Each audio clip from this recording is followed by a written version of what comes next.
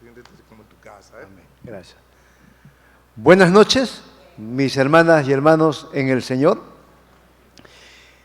Es supongo yo, la sexta o séptima vez que estoy en una asamblea de hermanos.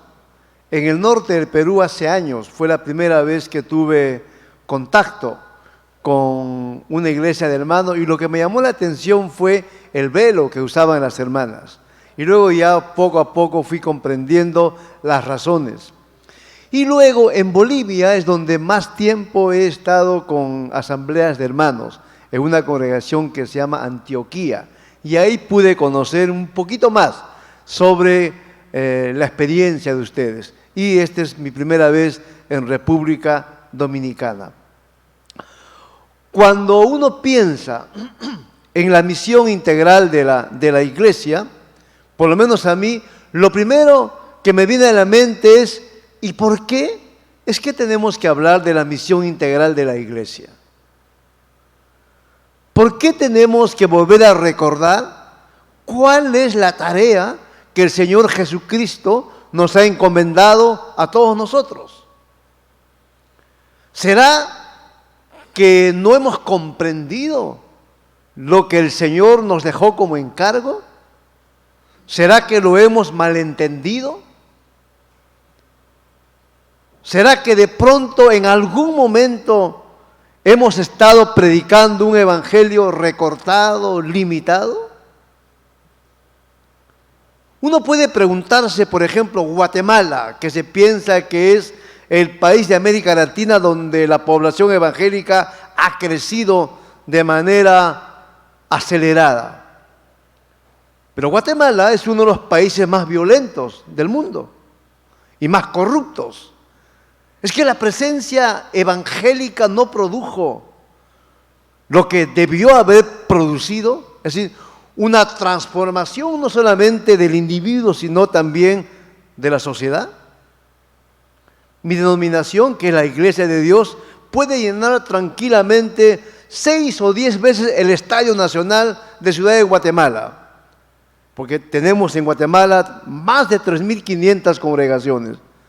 Pero eso no ha cambiado necesariamente Guatemala como país. Uno puede pensar en Honduras, otro país de Centroamérica donde la población evangélica ha crecido de una manera acelerada. Pero igual, ustedes recordarán que Honduras de hace varios días está viviendo una convulsión social que no se para. O ustedes pueden pensar en mi país. De 30 millones de peruanos, 5 millones somos evangélicos. ¿Pero qué ha cambiado? ¿Será que de pronto entonces tenemos que volver a revisar la palabra de Dios para repensar cuál es la razón por la cual el Señor en su misericordia nos ha puesto en este país o en algún otro país? Contra mi costumbre y contra la práctica de ustedes probablemente también, en lugar de usar un pasaje bíblico, lo que voy a intentar hacer es una panorámica, una visión panorámica, porque no es solamente un tema que aparece en el Nuevo Testamento.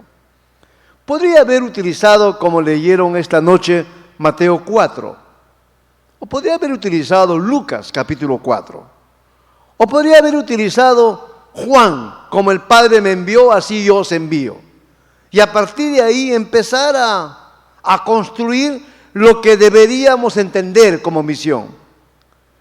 ¿Por qué la mayoría de evangélicos hemos leído Mateo 28, la gran comisión, y hemos pensado que la misión exclusiva, única de la iglesia es la proclamación verbal del evangelio? ¿Y la conducta? ¿Y la ética social? ¿Y la responsabilidad ciudadana? El problema es que leemos Mateo 28 sin tener en cuenta todo lo que se ha dicho acerca de Jesús del capítulo 1 del Evangelio de Mateo. Para ponerles un ejemplo. Cuando todavía yo no era evangélico, hace 45 años atrás, en mi casa había un Nuevo Testamento de los Gedeones. Y cada vez que yo quería leerlo, lo abría y empezaba con la genealogía. Y lo volvía a cerrar, porque me parecía la genealogía aburrida, nombres raros. Hasta que hace no muchos años atrás volví a leer Mateo de la genealogía y me hice preguntas. ¿Por qué aparecen 5 mujeres en la genealogía del Mesías? Cuando los judíos no acostumbraban considerar a las mujeres dentro del árbol genealógico familiar. Y la segunda pregunta que me hice es, ¿y por qué aparecen mujeres extranjeras y 4 de ellas de dudosa reputación moral? ¿Por qué no aparecen las matriarcas de Israel?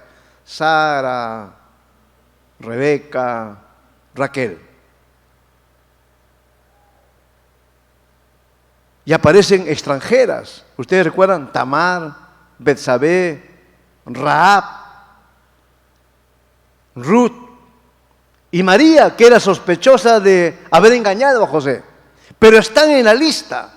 Y cuando uno se pone a pensar, lo más básico que uno puede reflexionar cuando lee Mateo 1 es, bueno, Dios no es propiedad de nadie. Ni siquiera era propiedad de Israel. Ninguna nación, ninguna persona puede apropiarse de Dios. Dios, en su misericordia y en su soberanía, su amor es universal. Su amor no es exclusivo, su amor se extiende hacia todos los seres humanos y hacia todo lo humano. O uno puede pensar, por ejemplo, Jesús muere en la cruz. ¿Y por qué? Si murió por todos los seres humanos, y no solamente por los evangélicos o por los hermanos libres, eso implica, entre otras cosas, que la vida de un ser humano, no importa quién sea este ser humano y dónde esté este ser humano, la vida de un ser humano, a los ojos del Señor, tiene un inmenso valor.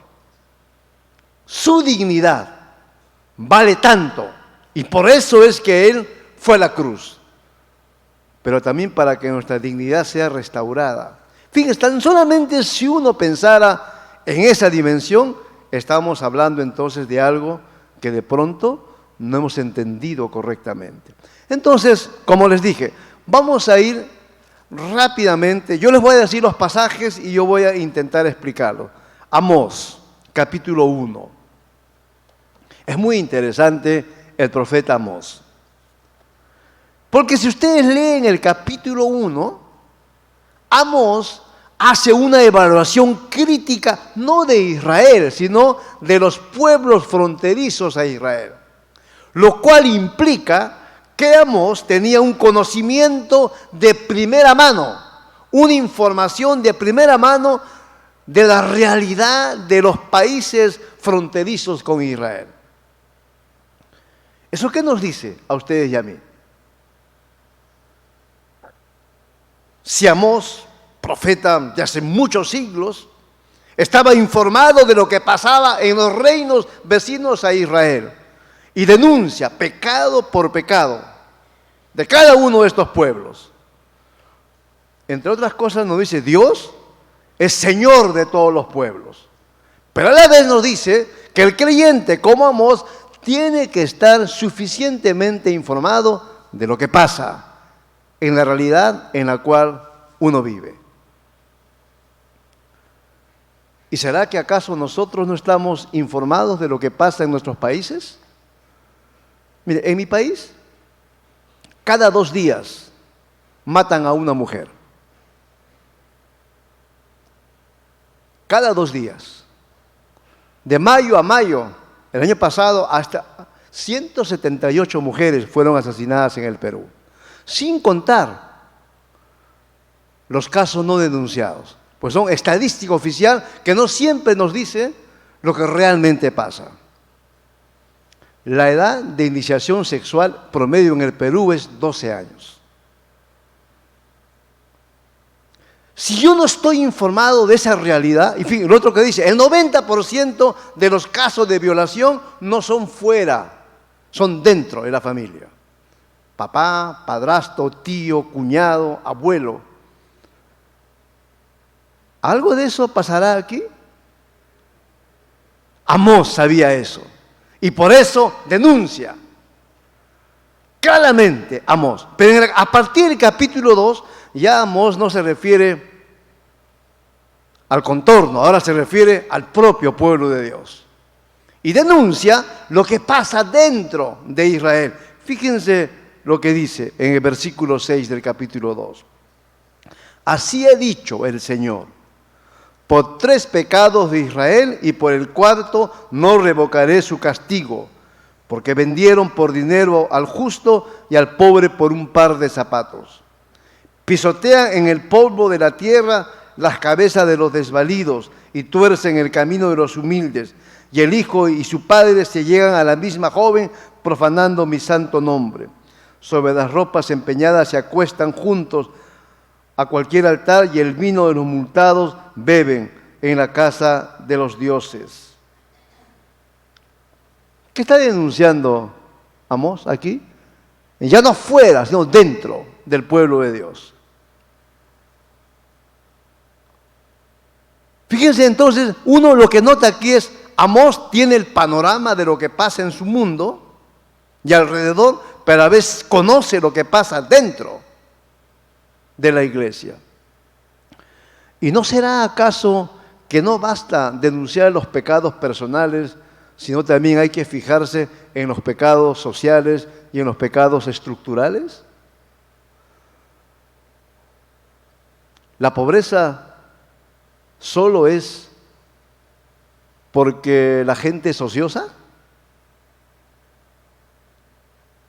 ¿No habrá razones estructurales por las cuales hay personas que no tienen lo suficiente para vivir dignamente? Me llevó esta mañana Pablo a su barrio y me enseñó unas casitas, y lo primero que yo sentí es el olor a el alcantarillado que no está bien, porque no vivo ahí.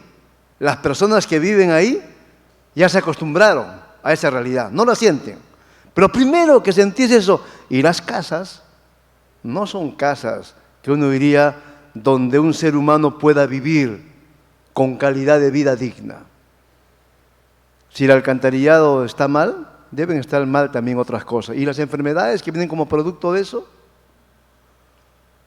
Y le pregunté a Pablo, dije, ¿y esas personas son propietarias? Me dijo, no son propietarias, aunque pagan muy poco, pero no son propietarias. Como Amós, ¿no deberíamos interesarnos en personas así? ¿O no son imagen de Dios? ¿O no valen igual que otros? Yo, sonriendo, porque en la mañana salimos a correr y a caminar con Pablo, y en un parque muy grande. Me llamó la atención que en ese parque había una gallina y un gallo. Dije, esta gallina y gallo, ¿y dónde han salido? Porque por ahí las casas están o abajo o están arriba, o se han escapado y nadie las cría y se crían solas. Y yo estoy seguro, hermanos y hermanas, como en cualquier otra ciudad de América Latina y del mundo, Santo Domingo de día no es igual a Santo Domingo de noche. Santo Domingo de noche debe ser completamente distinto, y deben haber seguramente niños que viven en la calle. Y deben haber personas adultas que de noche viven porque salen. ¿Y esa no es tarea de la iglesia? ¿Por qué Amós dice acá, ustedes? Fíjense lo que le dice, ¿no? Ustedes que vendieron por dinero al justo y al pobre por un par de zapatos. Pisotean en el polvo de la tierra la cabeza de los desvalidos y tuercen el camino de los humildes. Una pregunta bien sencilla para ustedes y para mí como evangélicos sería: el justo por la fe, la persona justificada por la gracia de Jesucristo, ¿debe o no debe amar la justicia? ¿Debe o no debe buscar la justicia para todos? ¿O eso no es parte esencial de la tarea que el Señor nos ha encomendado a ustedes y a mí. Uno puede seguir con Amós, porque Amós es bien interesante, porque él habla de la justicia. Fíjense lo que dice en el capítulo 5. Yo simplemente se los leo. Es muy interesante en el 5:11. Por tanto, puesto que vejáis al pobre y recibís de él carga de trigo, edificasteis casa de piedra labrada, mas no las habitaréis, plantasteis hermosas viñas, mas no beberéis el vino de ellas, porque yo sé de vuestras rebeliones. ¿Todo el dinero que se gana en justicia?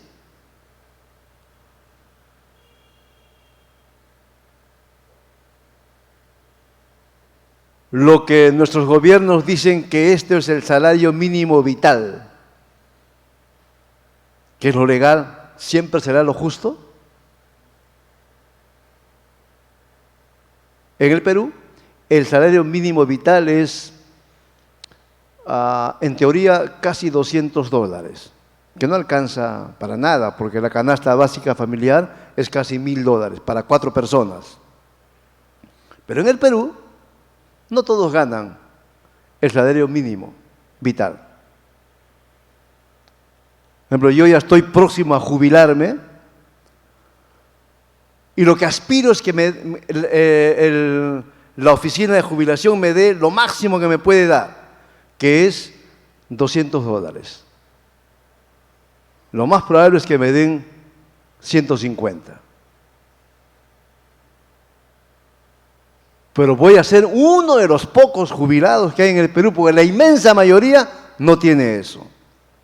Lo legal no siempre es lo justo. Y Amós lo que nos está diciendo es eso: ustedes que trafican con los productos de los pobres. Y fíjense, bueno, uno puede seguir en realidad con Amós, pero ahora les quiero pasar a otro de los profetas que me llama la atención, Habacuc. Porque Habacuc es muy interesante. Y Habacuc puede ser cualquiera de nosotros. Fíjense lo que dice Habacuc en el capítulo 1. La profecía que vio el profeta Habacuc. ¿Hasta cuándo, oh Señor, clamaré y no oirás? Y daré voces a ti a causa de la violencia y no salvarás. ¿Por qué me haces ver iniquidad y haces que vea molestia? Destrucción y violencia están delante de mí. Pleito y contienda se levantan. Por lo cual la ley es debilitada y el juicio no sale según la verdad. Por cuanto el impío asedia al justo, por eso sale torcida la justicia. ¿Desde dónde está hablando Habacuc? Desde la cotidianidad de la vida. Y se está preguntando, ¿y Dios dónde está? ¿Por qué no escucha? ¿Por qué no actúa? ¿Qué le pasa a Dios? ¿Alguna vez ustedes y yo no hemos peleado así con Dios? Y le hemos hecho preguntas a Dios. Y Habacuc le hace preguntas desde una realidad que él conocía muy bien. Fíjense cómo describe esa realidad. Él habla de destrucción y violencia, la ley es debilitada, el juicio no sale según la verdad, por cuanto el impío asedia al justo, por eso sale torcida la justicia. Todas las leyes que tenemos en los países nuestros salen por buena voluntad, por buen propósito, porque de veras quieren el bien de todos. No salen en ocasiones por pactos bajo la mesa, por arreglos bajo la mesa, por intereses particulares. En el Perú decimos que los políticos, cada vez que tienen que hacer una votación y tienen que votar por una licitación pública o por una ley, piden el diezmo. O sea, el 10% de lo que va a costar esto de acá, me la pasas a mí. La ley es debilitada, la justicia se tuerce. ¿Alguno de ustedes ha tenido experiencia de ir al sistema judicial y que no siempre le atienden como deberían atender? Hace 3 años, viajando por el Perú, regresando, una persona ebria nos chocó la camioneta y le dio casi a la mitad, un poquito más y el tanque de gas vuela. La camioneta quedó destrozada y gracias a Dios el chofer y mi persona salimos bien, aunque nos llevaron a la clínica. Han pasado 3 años. El 10 de julio tengo que ir al juzgado porque recién el fiscal va a atender nuestra causa. 3 años han pasado. Y lo más probable es que me pida, ¿y no tiene usted sus recetas de atención del médico? 3 años. Y eso es poco, en realidad. ¿Y por qué? Porque la justicia no siempre actúa, los operadores de la justicia no siempre actúan como deberían actuar. Y Habacuc se pregunta eso, Dios, ¿por qué pasa eso? ¿Por qué el justo tiene que sufrir la injusticia de aquellos que están en el poder? ¿Y cuántos de nuestros políticos cambian las leyes para favorecerse? Nosotros hemos tenido presidentes que acomodaban las leyes para su interés.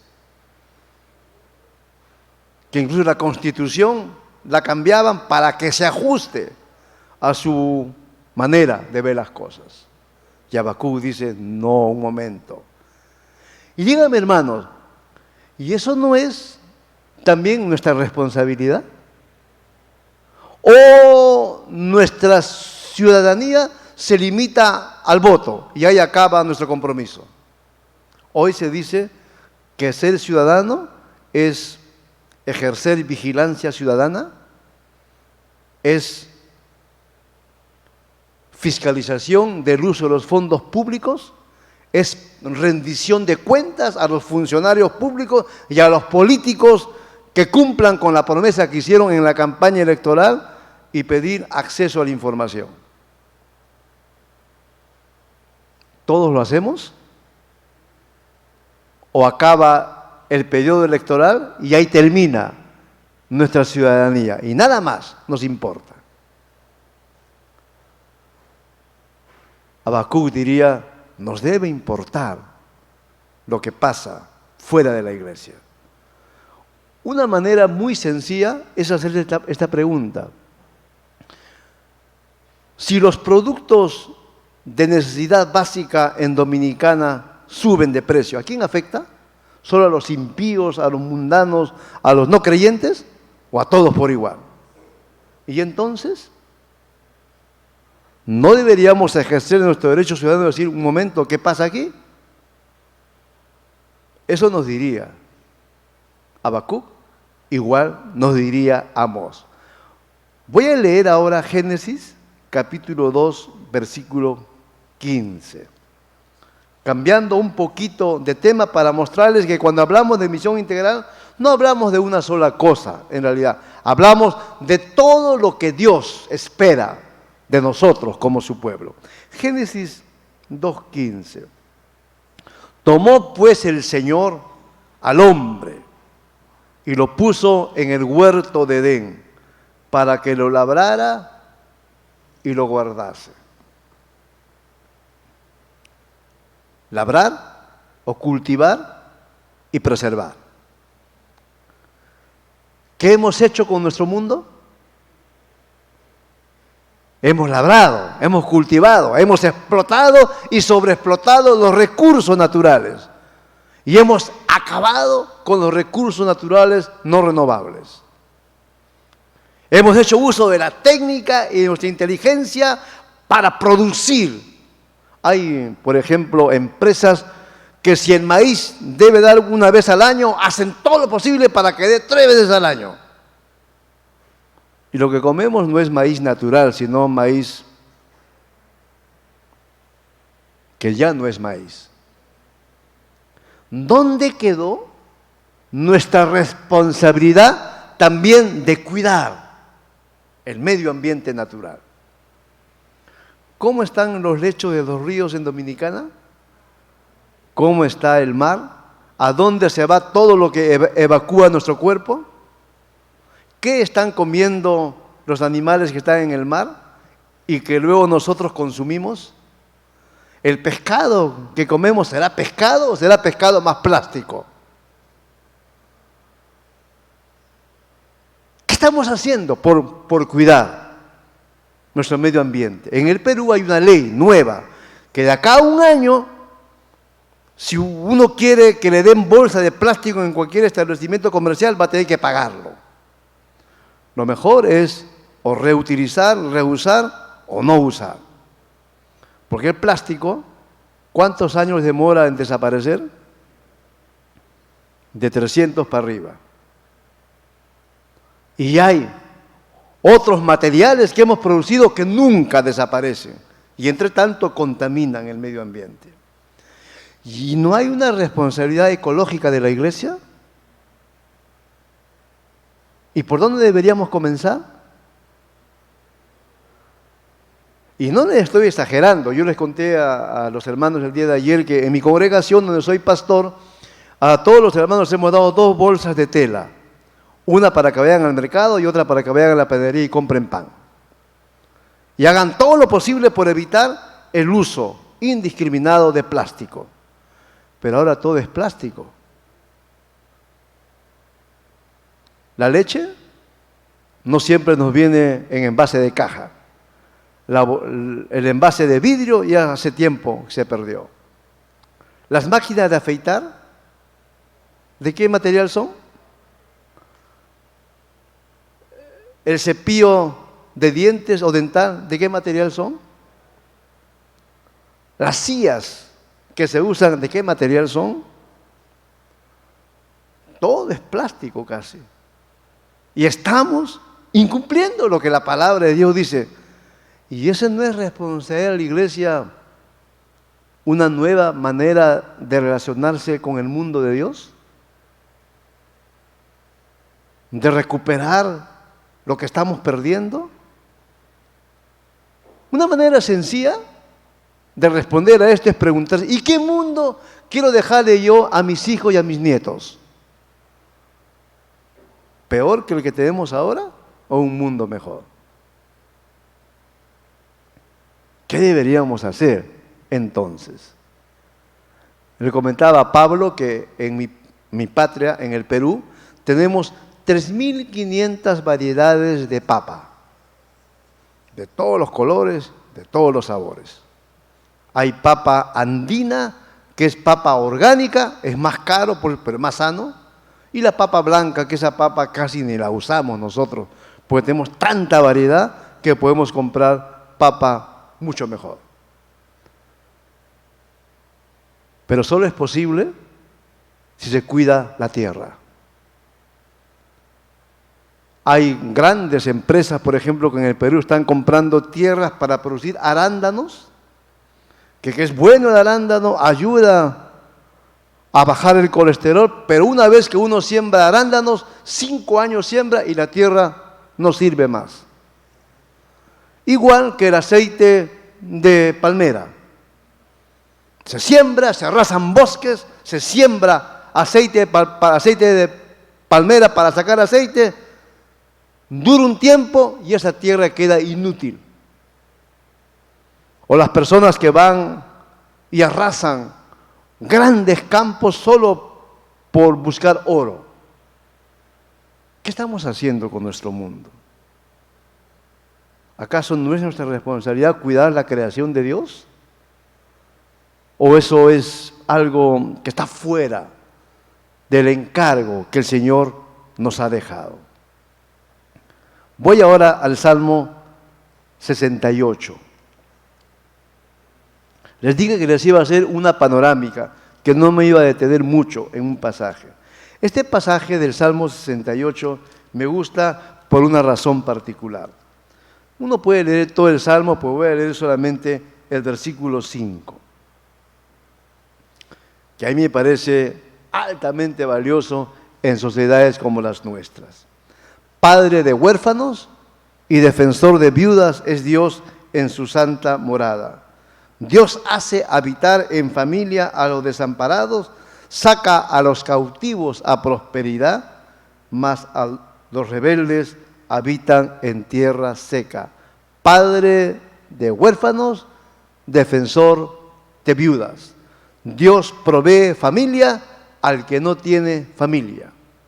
Ustedes saben que en el Antiguo Testamento 3 sectores eran la preocupación central del Señor: huérfanos, viudas y extranjeros o inmigrantes.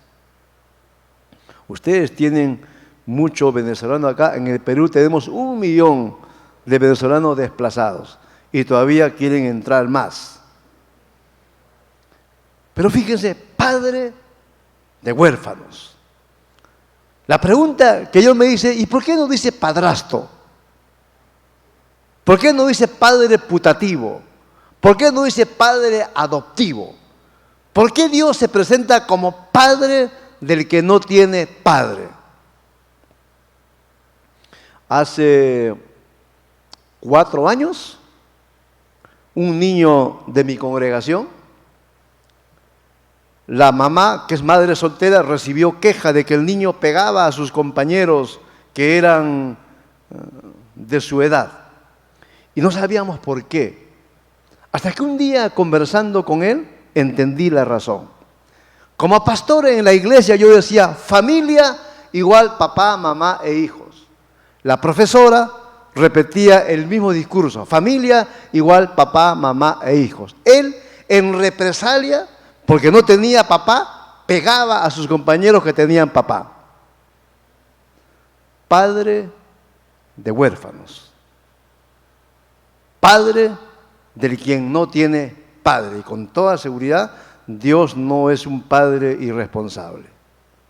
Es un padre plenamente responsable. Y la responsabilidad del padre no termina con ser proveedor. ¿Cuánto tiempo de calidad los padres y las madres de ahora pasan con sus hijos o con sus hijas? Apagan el televisor, apagan el celular y conversan. O hacen cosas juntas. ¿Eso no haría un buen padre o haría una buena madre? Interesante, yo soy hincha de fútbol de un equipo que se llama Alianza Lima, y mi hija es hincha del equipo contrario, Universitario de Deportes, pues nos llevamos bien, pues conversamos, hablamos, pasamos tiempo. Cuando estamos juntos, celular apagado. Padre. Y recuerden ustedes, yo puedo tener un padre que físicamente está presente, pero emocionalmente está a la distancia. Y díganme ustedes, hermanos y hermanas, ¿por qué hay tanto niño y tanto adolescente con problemas? ¿No será? Porque no solamente hay ausencia física, no, ausencia emocional del papá o de la mamá, incluso en las iglesias. Padre de huérfanos. Padre del que no tiene padre, pero no solamente físico, no, la presencia del papá o de la mamá. Defensor de viudas. Yo diría defensor de la mujer sola que cría a sus hijos. Y interesante, pues la palabra defensor acá es Goel. Y Goel no es solamente la persona que le cubre a uno con los brazos, ¿no? Goel es la persona que pone la cara para que a él o a ella le caigan los golpes. Es el protector. Y Dios es protector de la mujer desamparada, de la mujer que tiene que luchar sola. Ahora pregúntense, si Dios se presenta así o se define así, y nosotros como iglesia, ¿qué preocupación deberíamos tener por la niñez y la juventud que se pierde? Y por la mujer que es violentada.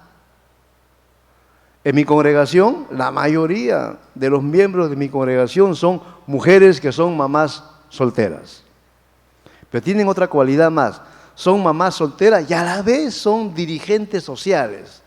Y eso aumenta la carga pastoral en el sentido de que uno tiene que tener esa dimensión de la vida de estas hermanas, que son vecinas, pero que han entendido su ciudadanía que les lleva a defenderse. muy cerca de donde yo vivo, había mucha violencia contra la mujer. Hasta que las mujeres se organizaron. No digo que ustedes van a hacer eso, pero les cuento la experiencia. Las mujeres se organizaron y cada vez que se enteraban que un hombre pegaba a su esposa, iban todas ellas y le pegaban a él. Lo sanaban.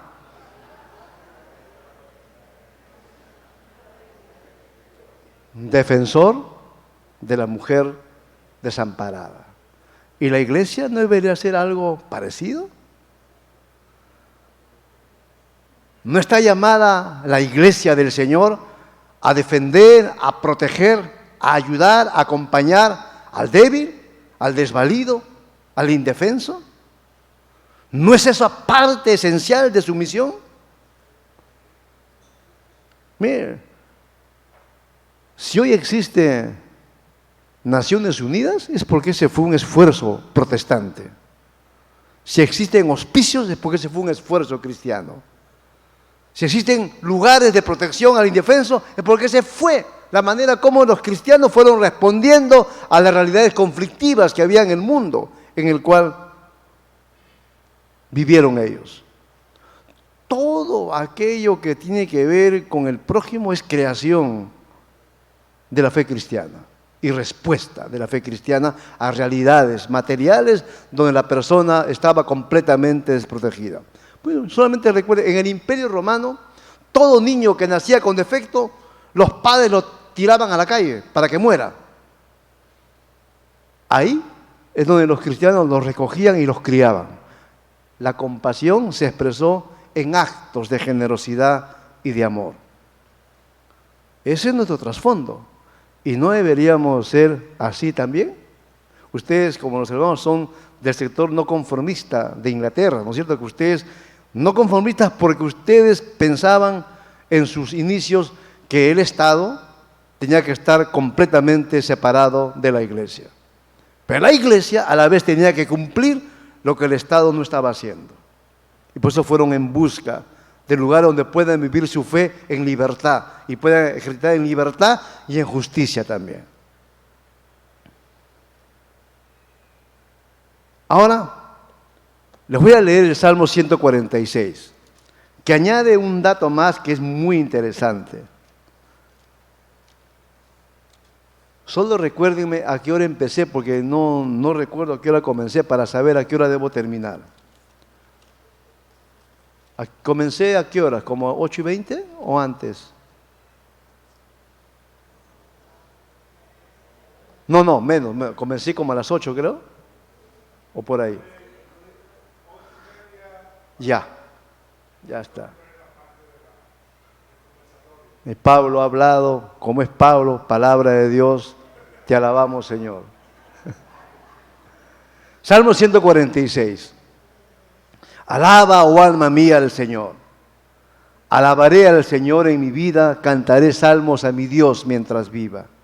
No confiéis en los príncipes, ni en hijo de hombre, porque no hay en él salvación. Pues sale su aliento y vuelve a la tierra, en ese mismo día perecen sus pensamientos. Bienaventurado aquel cuyo ayudador es el Dios de Jacob, cuya esperanza está en el Señor su Dios, el cual hizo los cielos y la tierra, el mar y todo lo que en ellos hay, que guarda verdad para siempre, que hace justicia a los agraviados, que da pan a los hambrientos. El Señor liberta a los cautivos, el Señor abre los ojos a los ciegos, el Señor levanta a los caídos, el Señor ama a los justos. El Señor guarda a los extranjeros, al huérfano y a la viuda sostiene, y el camino de los impíos trastorna. Reinará el Señor para siempre, tu Dios, oh Sión, de generación en generación. Aleluya. Comparen el versículo 3 y 4 con el versículo 10.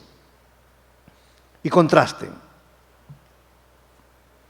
Mientras en el versículo 2, 3 y 4 está diciendo, los príncipes de este mundo son temporales, efímeros, transitorios.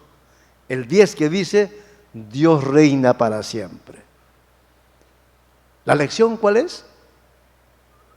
Ninguna ideología, por más coherente que sea o que parezca ser, debe ser el espacio donde nuestra vida descanse y nuestra esperanza termine.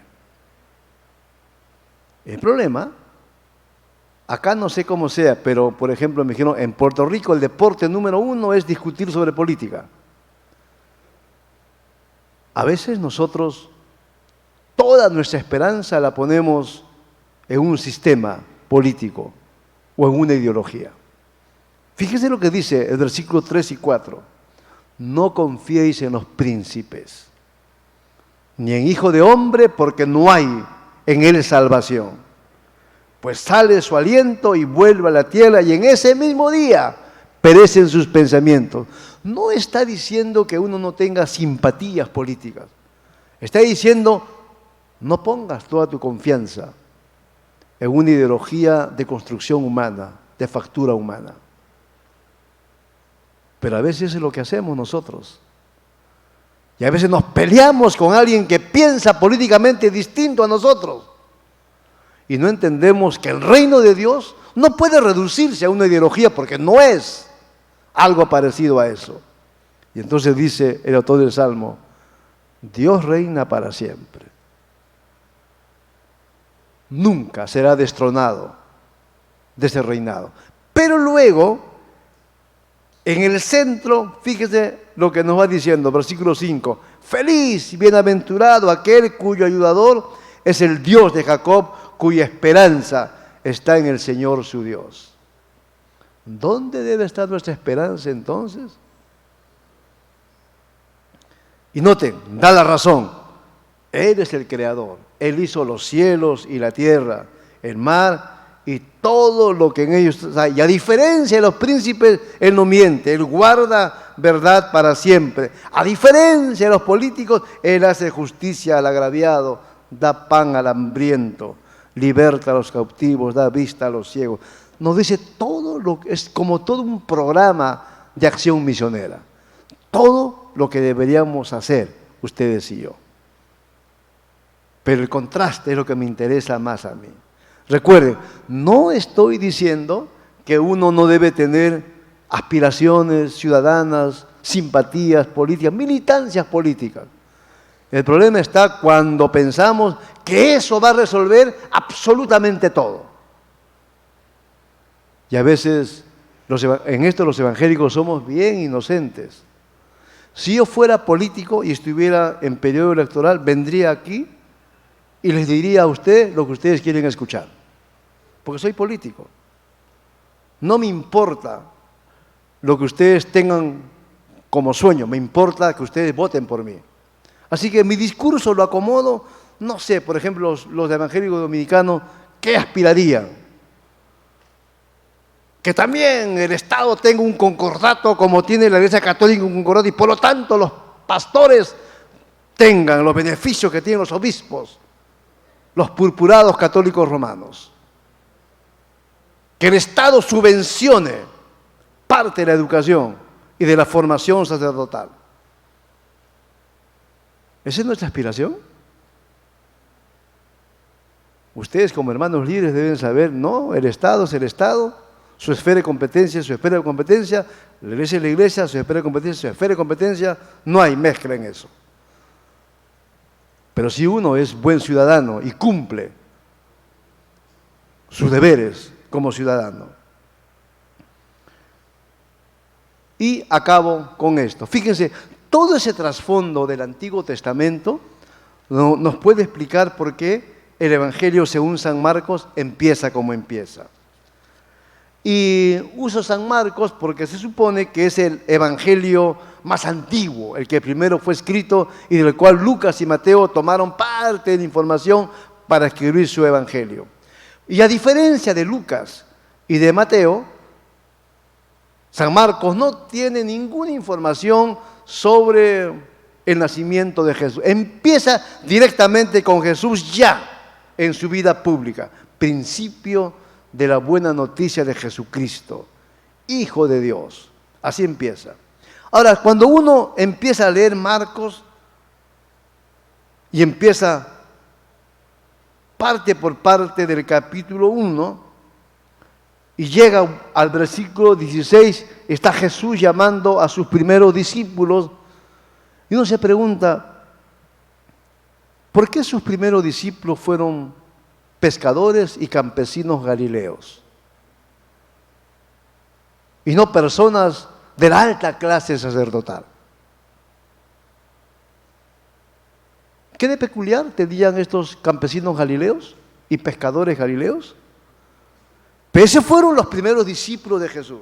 Luego nos habla de la sanidad, del exorcismo de un hombre que tenía un espíritu inmundo. Luego de la sanidad de la suegra de Pedro. Luego hace un resumen de muchas personas que se acercaban a Jesús y él los sanaba. Luego hace un apretado resumen de Jesús predicando en Galilea. ¿Alguna vez ustedes se preguntaron por qué Jesús enfocó su misión en Galilea y no en Judea? ¿O en Idumea? ¿O en Perea? ¿O en Samaria? ¿Por qué Galilea? Los estudios de hoy indican que en el tiempo de Jesús el 90% de Galilea estaba habitada por gente muy pobre. El 10% eran propietarios de los grandes latifundios que había en Galilea. Y Galilea no era una provincia de judíos puros, era una raza mezclada.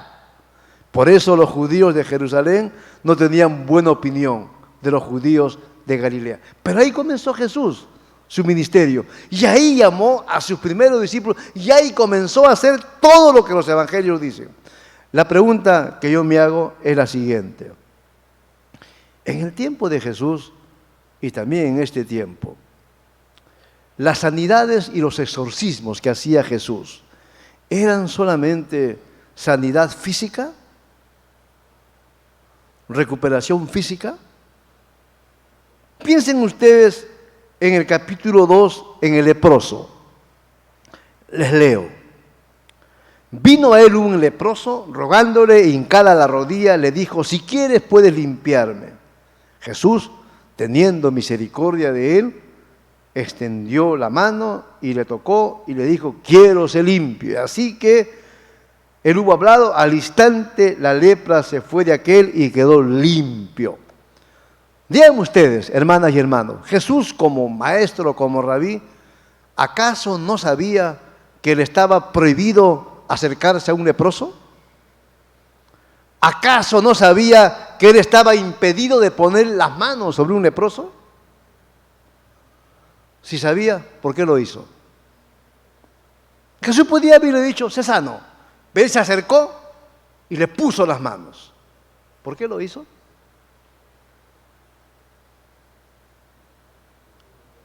Es identificación. Cuando él hace eso, se vuelve igual que el leproso, se hace un leproso como él. La sanidad de este hombre no solamente es sanidad instantánea de la lepra, sino es reinserción social. Vuelta a la vida normal. Regreso a la normalidad. Si era casado, vuelve con su familia, porque como el leproso tenía que vivir lejos de la familia. Era un ser humano tratado como cualquier cosa. Pero Jesús le toca. O ustedes pueden pensar en Zaqueo. ¿Jesús tenía necesidad de entrar a la casa de Zaqueo? Y Zaqueo, siendo judío, estaba al servicio del Imperio Romano y robaba a sus compatriotas. ¿Tenía necesidad Jesús de entrar a casa de Zaqueo? ¿No podía haberle liberado de su problema, que era el dinero básicamente, ahí en el árbol donde lo vio?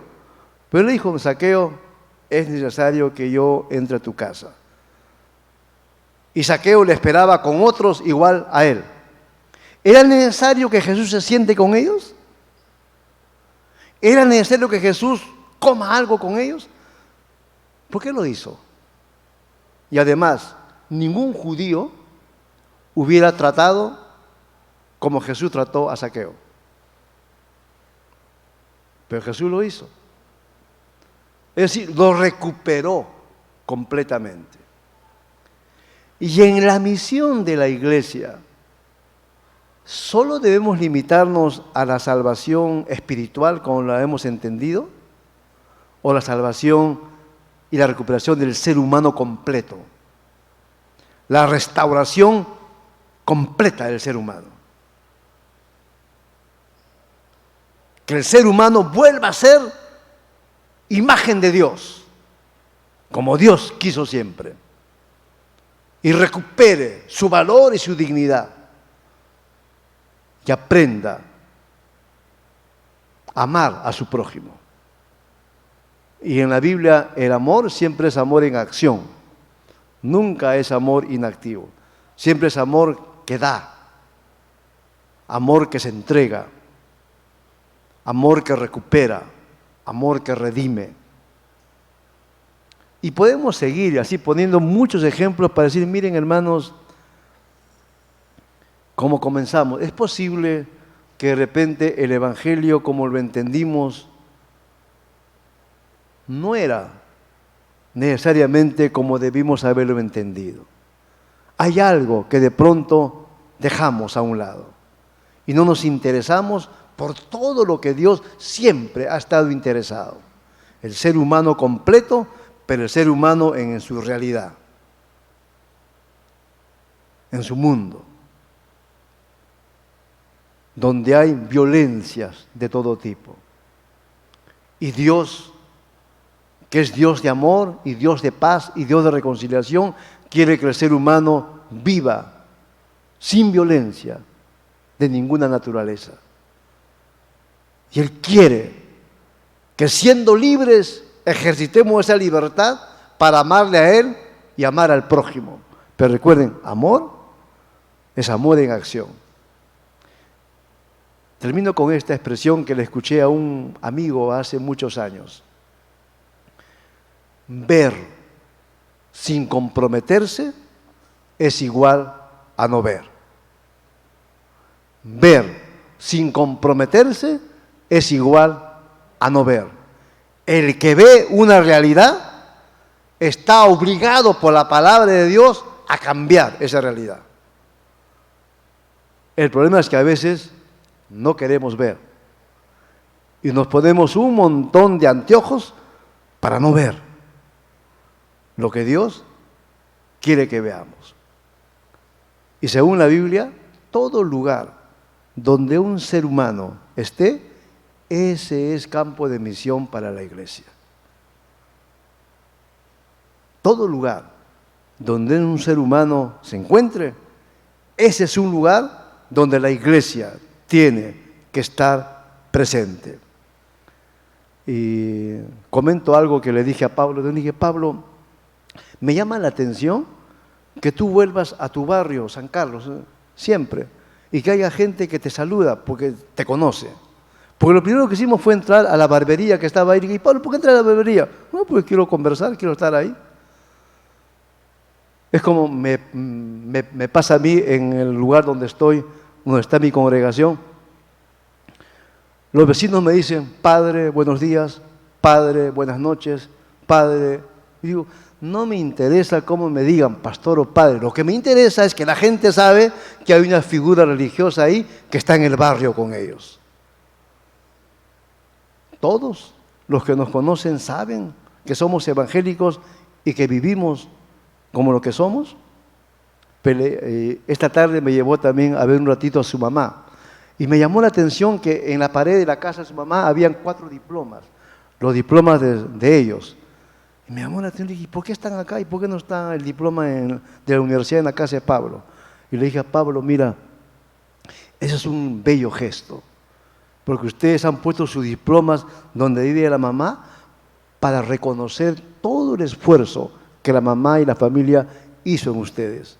Porque al salir de San Carlos a otro lugar, eso significa la dignidad que el Evangelio promueve. Y el principio es muy sencillo. Nunca tenemos que olvidar dónde el Señor nos encontró, de dónde nos sacó y para qué lo hizo. Eso es misión integral.